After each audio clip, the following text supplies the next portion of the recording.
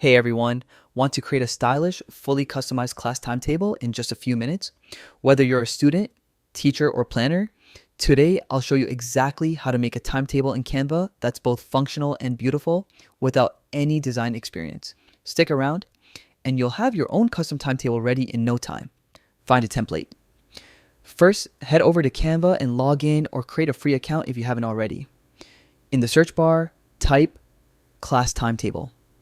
Canva offers a huge variety of templates: minimalist, colorful, modern, you name it. Browse through them and pick the one that fits your style and organizational needs. Don't worry about perfection here. We'll fully customize it next. Customize your design. Once your template is open in the Canva editor, it's time to make it your own. Change fonts, colors, and sizes to match your taste. Add or remove sections depending on your schedule, and even rearrange blocks to highlight your most important classes. Canva makes it super easy to drag, drop, and edit everything until it feels perfect.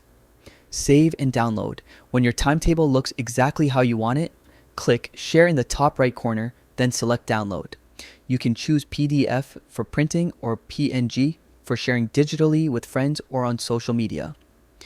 And just like that, your custom class timetable is ready.